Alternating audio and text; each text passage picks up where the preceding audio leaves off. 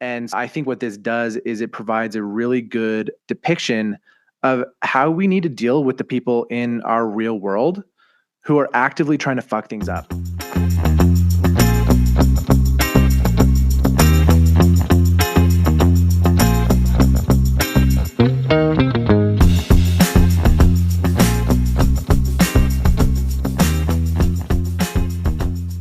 I was out with friends last night and I didn't get back till 1:30, and then I'm just like, I didn't get bed till 2, and I'm just like, okay, I don't have time to do this.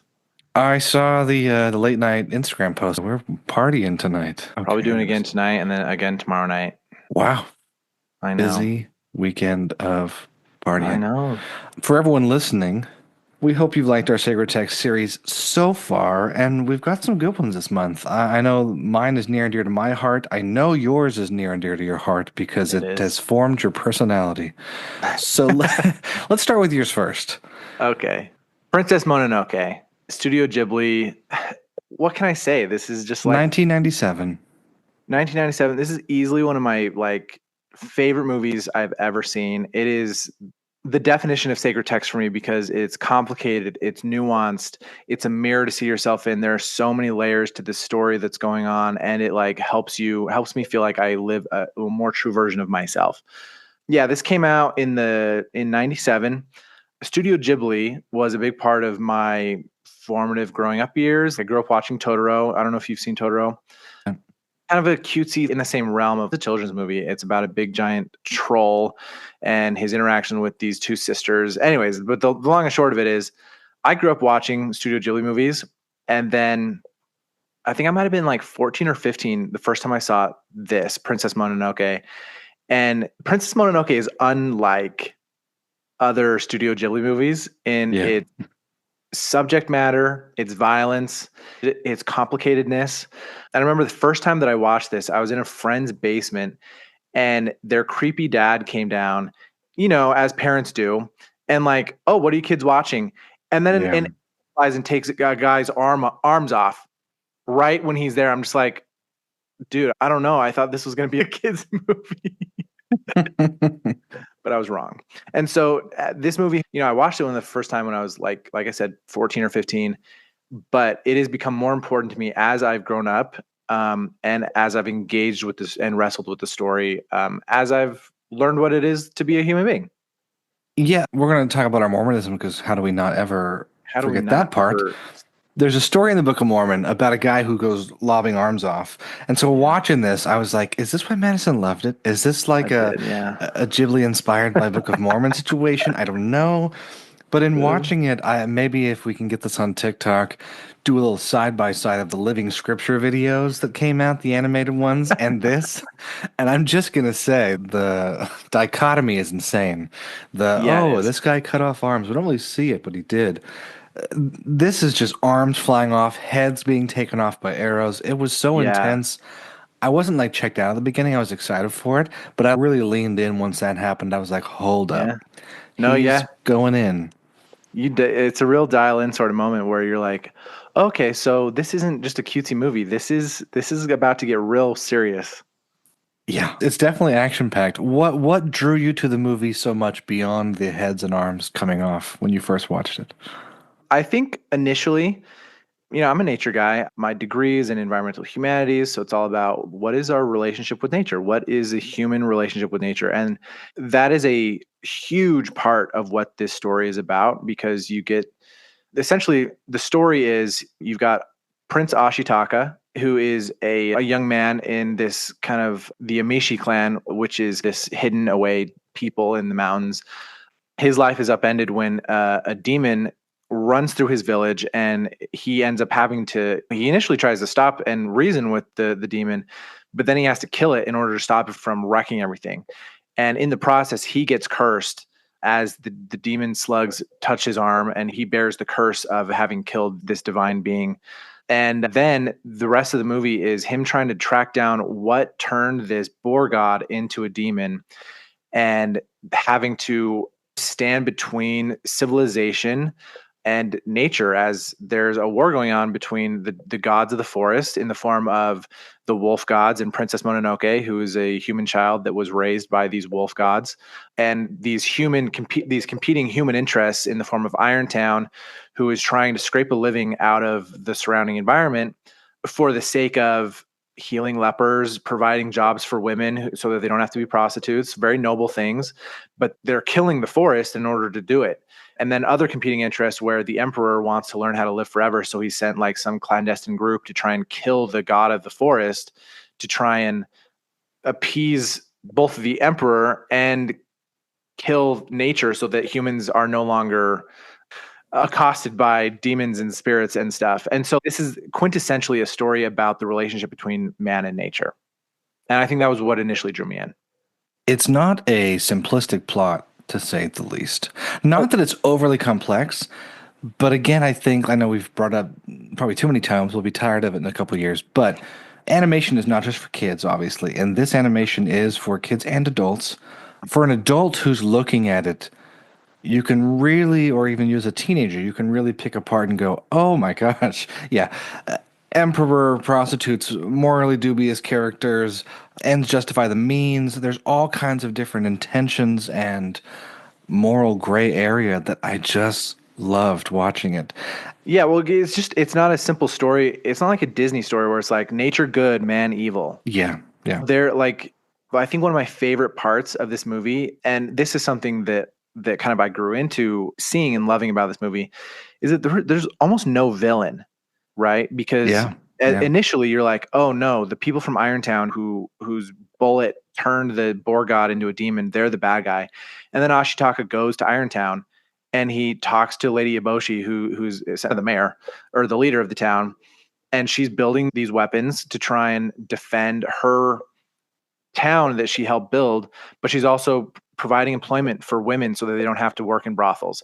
She's also providing employment and like caring for lepers who would otherwise be like cast aside by society.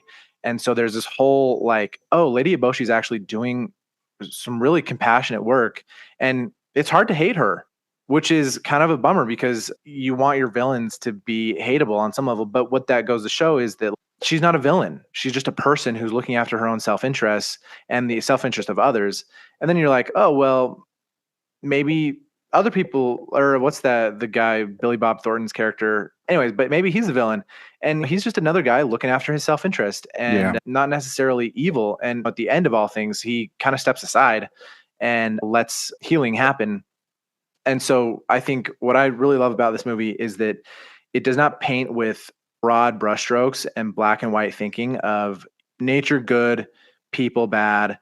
And what it really shows is that villains aren't people, villains are ideas. And hatred and greed are the actual villains of this movie. Because in the beginning, Ashitaka is given this quest by his holy woman to go find the energies that cursed him. And she says, your task is to learn how to see with eyes unclouded by hate. And that's Ashitaka's whole thing, is learning how to see without hate. And when you like really dial it in, that's basically what the movie's about, is that hatred of others and greed are the problem. Those are the villains. Yeah, I found it interesting just from a production standpoint. For the English dubbed version, you can sometimes tell in movies the throwaway characters, the bad guys or whatever, they're like lesser known actors or people who play villains or whatever. Instead, in this one, there's no telling. You're like, wait a sec. Minnie Driver as Lady Eboshi, Bob Thornton, like you said, as Jigo, John DiMaggio, Claire Danes, Jada Pinkett Smith, Keith David, Gillian Anderson. It's a whole smattering of people, each playing these people that, like you said, represent a whole character that has their own motivations and purposes and drives that kind of push them forward. So I really love that part. Yeah, and then I think on another level that I think this movie really is important to me is, especially as we, at some point in this year start talking about masculinity, Ashitaka is the character that almost has no flaws. And so in that way, in our Western eyes, we like having our heroes being relatable and flawless. I wouldn't say that Ashitaka is a flawless hero who isn't relatable, because I think he is relatable. Yeah. He just always makes the right choice. Always is making the right choice. and he never is motivated by anger or revenge. Like those are not his motivations, are peace and balance between competing forces. And because of that, he has no need to, he has the capacity to just help whoever's in front of him at any moment. And as we are talking about masculinity, I think that Ashitaka represents a really well integrated masculine character. Yeah. For a lot of reasons. Firstly, like I think masculinity in stories are often defined by like strength and violence and power. And what we see really off the bat is that Ashitaka is hyper capable. You know, he kills a demon, but then he's cursed because he kills a demon. And then his strength is such that he accidentally kills two men. Yeah. With the arrows. He decapitates one and cuts the other arms off with an arrow. And he's like, oh my gosh, wow, this is more than I bargained for. And then he saves two men in the forest. And so he's immediately given a chance to like redeem himself. But then for the entirety of the movie, he uses violence to stop violence, not to further his own ego, not to get revenge. He's only using violence and power to stop violence from happening. Yeah. And for solving conflict. And I think that is a tremendous, like a great symbol for what masculine power should really be and how it should be used. Yeah, it honestly reminds me of what I idealized Teddy Roosevelt to be, maybe more so than he actually was. This idea of reluctant strength, reluctant violence, the speak softly, carry a big stick. The idea of you shouldn't have to use violence unless it's absolutely necessary at the last moment. And I see that the whole movie with Ashitaka constantly telling other people like, no, stop. I don't want to kill you. Don't attack me. Go away. And it's this personification of inner turmoil and hatred in the cursed arm, which I loved. Yeah. I was like, oh, and I, without saying too much, I'm writing and pitching a animated series right now about this prosthetic that is cursed and that is like a personification of ego. And I'm watching this going, damn it. Of course Ghibli would already have it. Not that it doesn't already exist, but of course there'd be a fantastic movie. So it's given me some things to change because it was so well personified in this arm and that it's growing. And he's constantly trying to fight it. But my question for you is, why didn't the forest spirit immediately heal him? Obviously, the plot of the movie, but like, what did you see in that storyline or that aspect of the plot? No, that's a great question because in the plot, Ashitaka stops a fight in Irontown between Princess Mononoke and Eboshi, so that no one had to die. And then as he's walking out of there, the townspeople get skittish and they shoot him. And the bullet goes through his body and he's just like dripping blood and he has no malice, no nothing inside of it. Like it is really a beautiful character moment of, hey, I'm taking this girl out of town. You can either help me or just get out of my way. And his ability to not have any vengeance or malice inside of him is just beautiful. But then he takes San, or Princess Mononoke, into the forest, and then he ends up passing out because of blood loss. And then she takes him further into where the god of the forest lives. And she puts him in the water and does some kind of a ritual thing where he comes down, the god of the forest comes down and ends up healing his bullet wound. But then he wakes up and his arm is still cursed. And the whole thing was, maybe you can find the god of near the beginning, it was like, maybe you can find the god of the forest and he can heal you of your cursed arm. Yeah. When he sees his arm is still cursed, but the bullet wound is gone. And I think there's probably a lot of layers that this could be read on. One of them is that a bullet wound is very surface level. The curse is much deeper than that, because why did he get cursed in the first place? Well, he killed a god. Yeah. You know, like even if it was a demon and it was rampaging through his village, he killed it. And that is not something that goes without consequence, at least within the story. And to really like be free of that mark and that curse requires a lot more than just being put in the forest spirit's pool. Although at the end, he is kind of free. He is free from the curse because it does, you know, it's not spreading, although he kind of leaves some marks on it, but it's after he's literally saved the forest spirit's life after giving it back its head. And so maybe, I don't know about the omniscience of the forest spirit, but maybe the forest spirit was like, oh, you need this a little bit longer. I think specifically, you know, when I was watching it through this time, I think what does the cursed arm represent? And I think it represents the power that comes with anger and vengeance, that there is a legitimate power in those emotions, in those emotional states. But if you let them rule you, the thing spreads and it consumes him.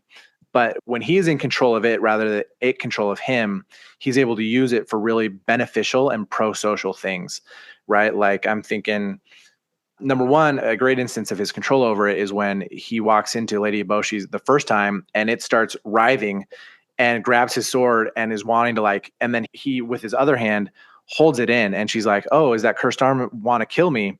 And he's like, if it would lift the curse, I would let it do it. But he's like, I know that no more violence isn't going to do this. And so then he is able to maintain it and see through the illusions of anger. But then later, when San and Eboshi are fighting in the town, he lets the power overtake him a little bit, and then he bends this long sword like it was made of fabric, and he stops and he just like throws people aside and just stops the fight. And so he uses the power and the strength that is available in like anger to be able to prevent more anger from happening. And so I think the arm is a really like potent symbol, and maybe the forest spirit, if it was some kind of a divine omniscience or whatever, is like, you still need this power in order to accomplish what you need to accomplish in this plot.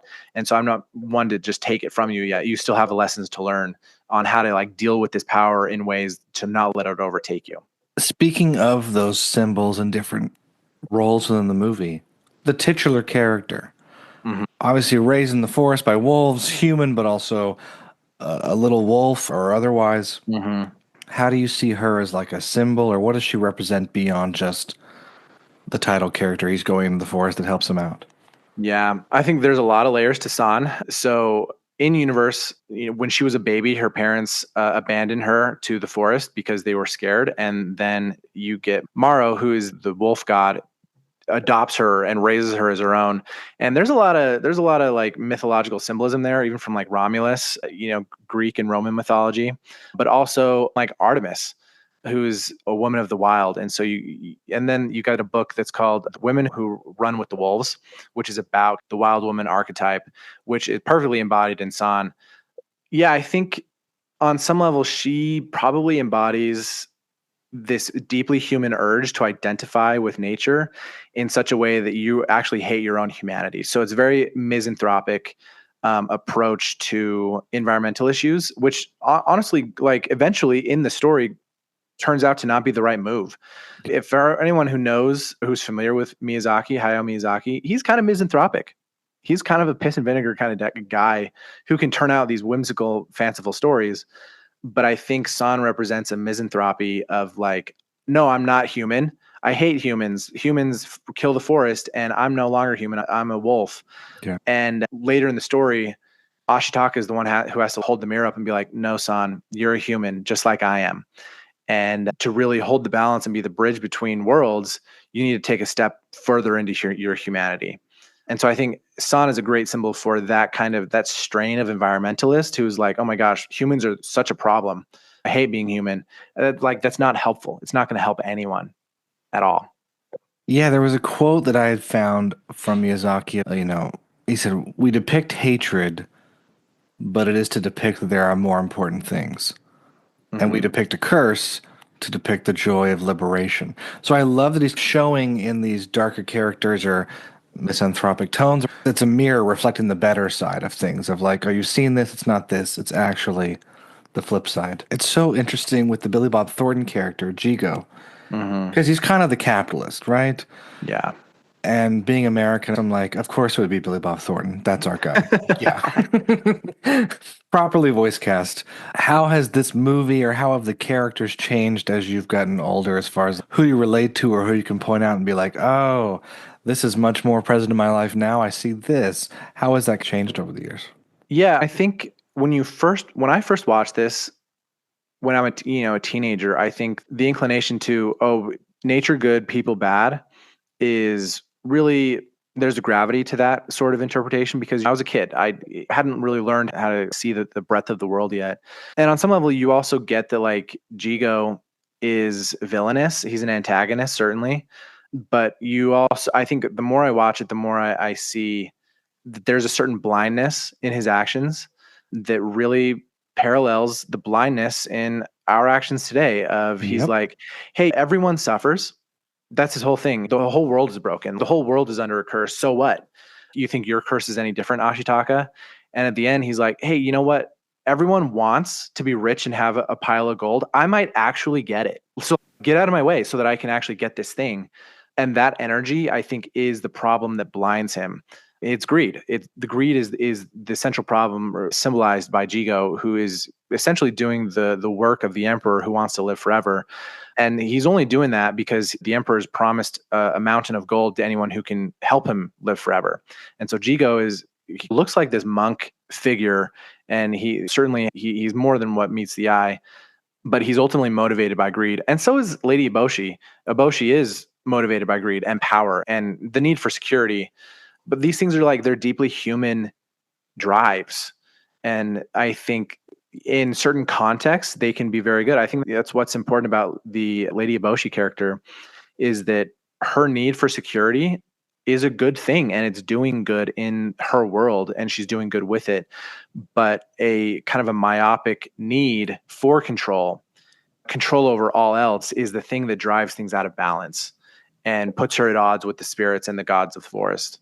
I think your answer right there just proves out. Side note before I continue, this movie coming out in '97 made it really fun to look for quotes, because there's like old ass HTML websites and things that have been bought 5 times over, and I'm like, this never had an image.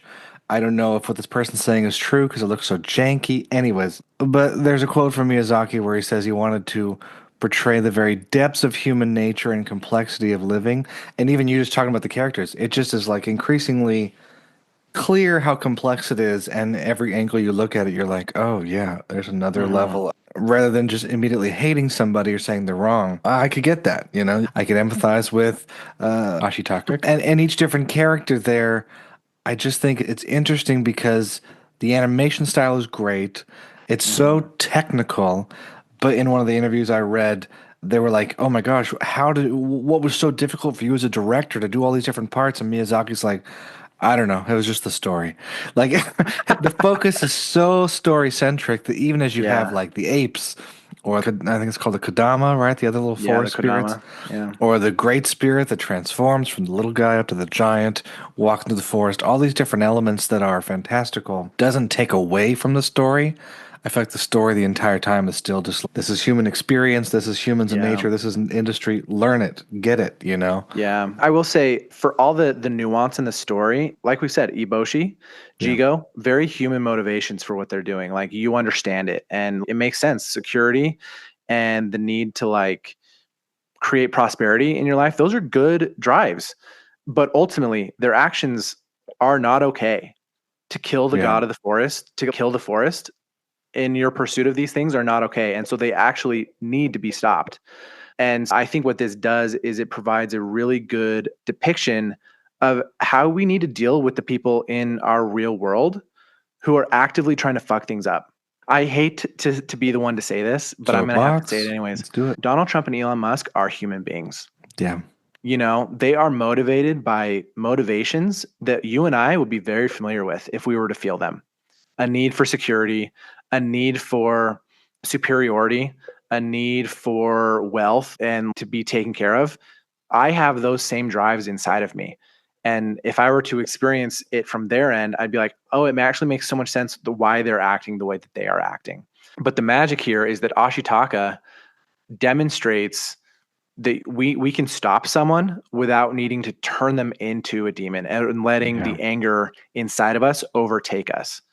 And that we absolutely need to stop the actions of people destroying the world, but we need to do it in such a way that we retain their humanity, because that allows us to retain our own humanity. Because the whole plot revolves around, if you give into your suffering and you transmit your suffering around and your anger and you give into it, you become a demon.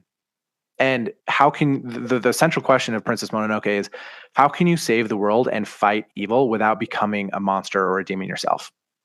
Yeah, that's a good point. It really illustrates that having a noble pursuit but doing it in the wrong way can make you exactly what you're fighting, which we see in so many other movies and TV shows, but this is purely shown with this infected arm that's growing, and that's such a good point.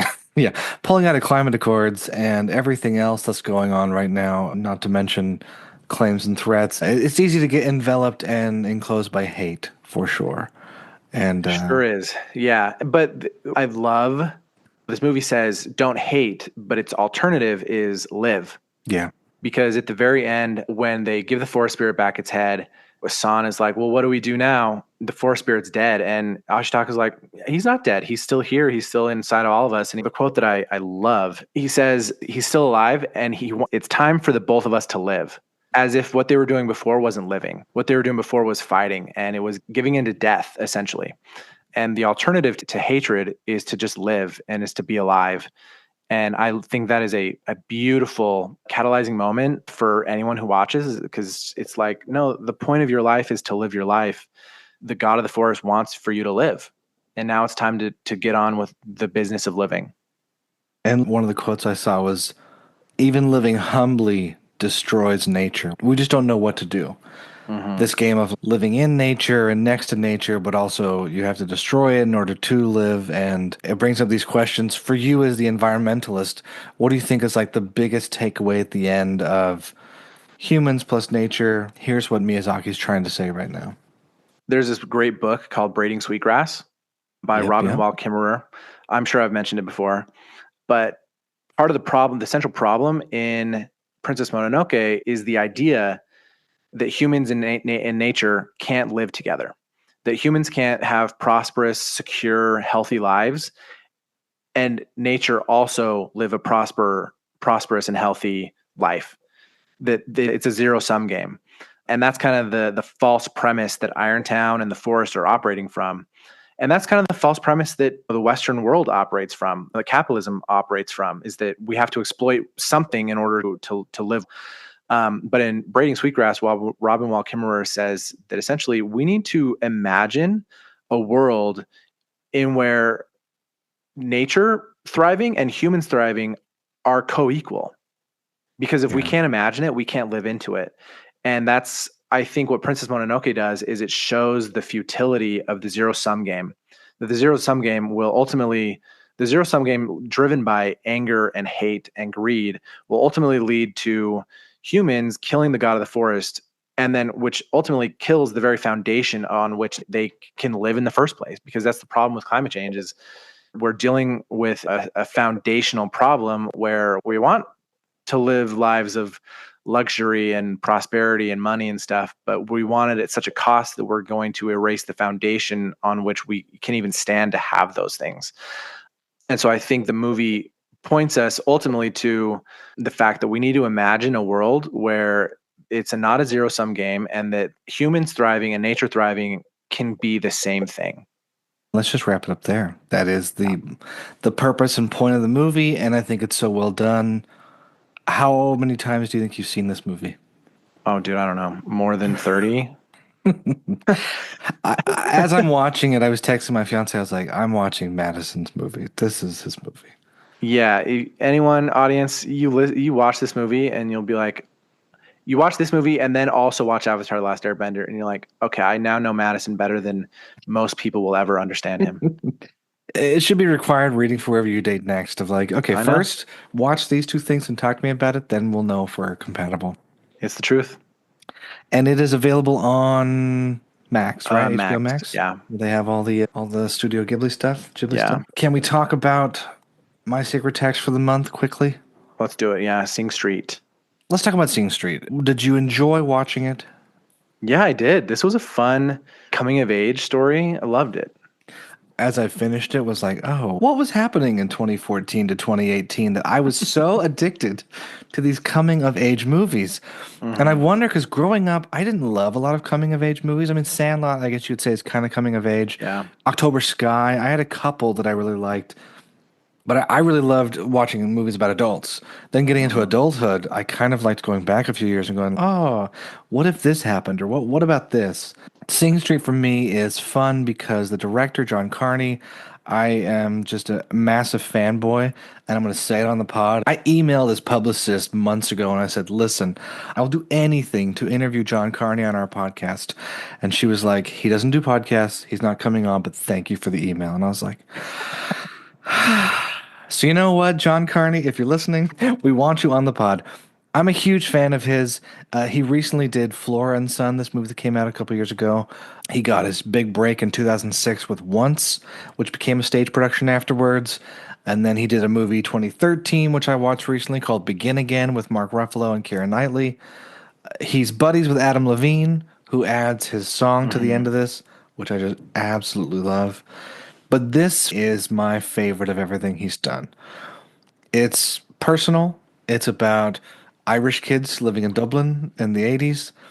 And it's a wish fulfillment story, rewriting his own story. Yeah. And so it's a literal story, but also there's a little bit of mysticism to it all and a little bit of fantasy wrapped Yeah. in that I didn't know until I watched some of the special features. But before we go all there, what did you like so much about it while you watched it this time? Well, I immediately was like, I guess I need to start a band. Yeah. It just seems so fun to be in a band. Even though I have zero musical talent, I think it'd be so fun.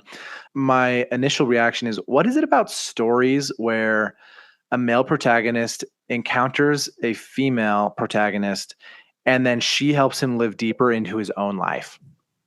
What is it about real life in which this happens? I mean, whenever I was sick from school in high school, middle school, I was watching VH1 Classic constantly about bands. The number of guys who were like, well, I saw some girls and I had to pick up a guitar. Like that is such an interesting game, or athletes or otherwise who just will mention about a girl, about a girl, maybe about a boy. Interesting what those connections of drive and purpose and sex drive can connect at. Yeah, I think deeper than that, I think there's something about romantic love. If I'm talking about archetypes, that awakes love inside of us, that enables us to become lovers and begin to love the life that we're already living. And the cute girls can be a catalyst for waking up something that is already existing inside of us. So when they say you can't love someone else until you love yourself, is it that you can't love yourself until you love someone else a little bit and it opens that up? Yeah, maybe. I think that is a possibility because I think in the context of this movie, Sing Street, I think that is the case. You get this kid who is super unsure about himself, who lives in a tumultuous, troubling time in Ireland, and as well in a family where he doesn't really fit in a school where he certainly doesn't fit in. And he's so full of insecurity. And then he meets a girl and starts a band and flexes his own creative muscles. And then he really comes into himself and learns how to love himself. It's hard because at some points you're like, it's all about a girl. But you're right. It's more all about himself the whole way through, which I love. There's a turn in the film when finally he doesn't need her approval. And he steps away and goes, well, you show up if you want to, but we're going to be practicing doing our thing. And it's smartless. Jason Bateman always talks about having a sexy indifference when they go to casting calls of like, you have to be able to say, oh, good luck on whatever you're doing. I'm going to go do me. That shows to other people, but also to your own self of like, I'm okay. I'm good with myself. I'll break down the plot super fast. Since we're already talking about this. Dublin, inner city, 1985. The main character, Connor Lawler, is played by Walsh Pilo, just the most Irish thing you could possibly say. Really young kid. And he's really trying to impress a young Lucy Boynton. She was partners with Rami Malek for a long time, recently split up. But she was in Bohemian Rhapsody as Rami Malek's Freddie Mercury love interest anyway. And so Connor Lawler, his parents are in the rough patch and they're trying to cut costs. They have to send him from the school he's at to a school run by the Christian Brothers called Sing Street. And there's the Jesuits who are higher, the Christian Brothers are lower. It's a Catholic-run school. It's Dublin, it's Ireland. It's very strict. And he's completely out of sorts, like you mentioned, feeling uncomfortable, getting bullied by other kids. So he starts his band to impress Lucy Boynton's character. And his older brother is played by Jack Raynor. Have you seen much else with Jack Raynor?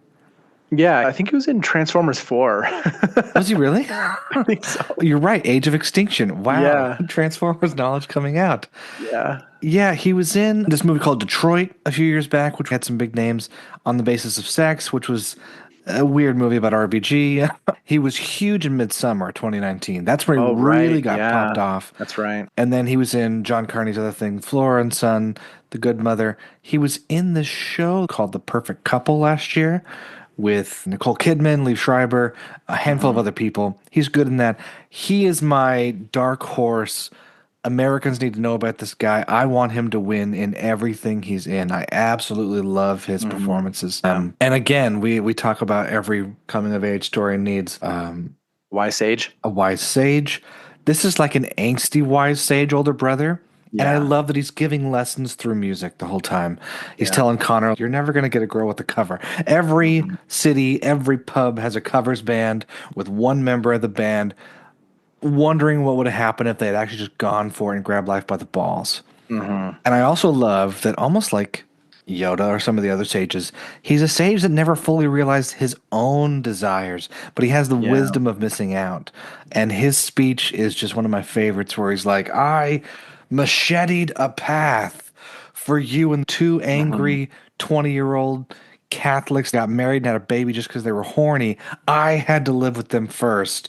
You Yeah. are meandering down this path that I've lived. You have to do more than I've done. Yeah. I think is great. The movie is fun. The special features were fun to see how the producers and the writers took music from the 80s and then had what you would have created if you listened to that music. So you had Hmm. Depeche Mode and you had something they've made. You had The Cure, you had something they made. You had Duran Duran, you had something they made. Aha, something they made.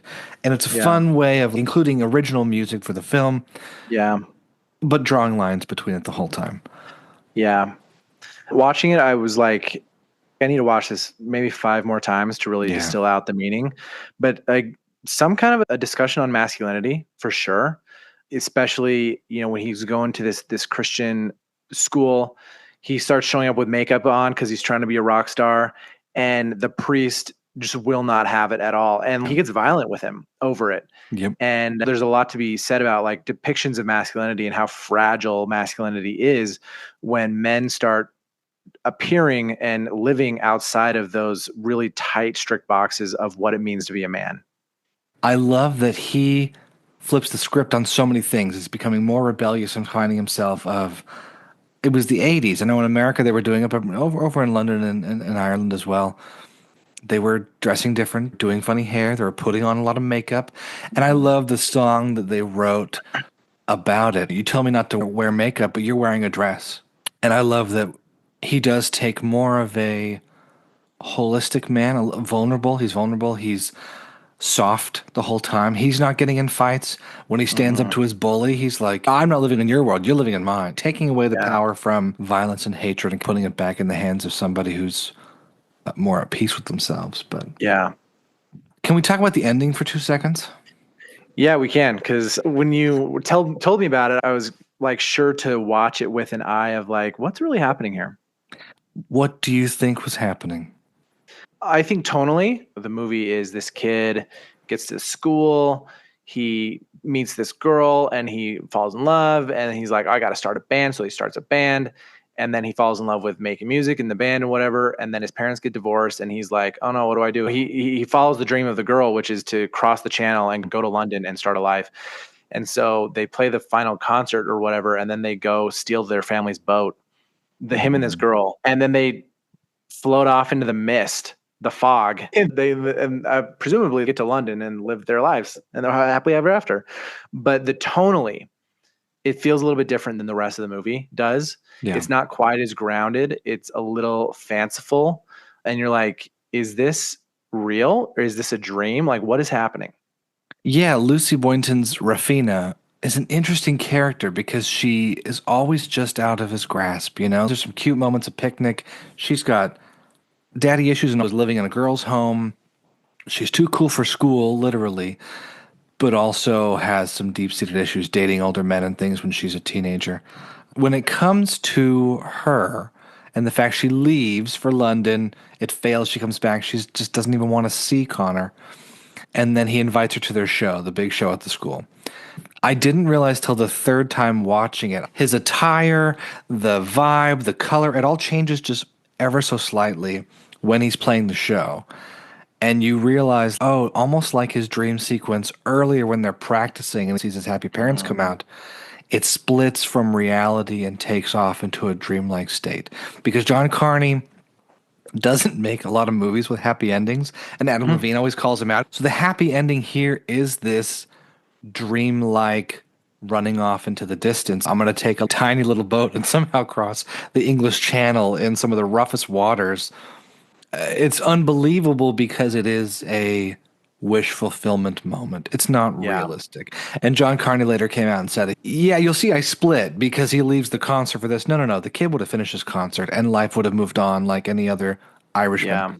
And so I like it that way. For me, it is more realistic, or this is the Yeah. idea of a wish fulfillment movie. It is, I get to ride off into the sunset no matter what it would have actually happened. Yeah. It's just like Grease, where they get in the car and the car floats up into the sky. Yeah. Like, what? Yeah, and that's okay because if that's how you get your happy ending, sometimes in life that's how we have to have them. We have to let it Yeah. be a dream more though, more so than lived experience. Yeah, because ultimately the story serves to inspire us to live our own lives.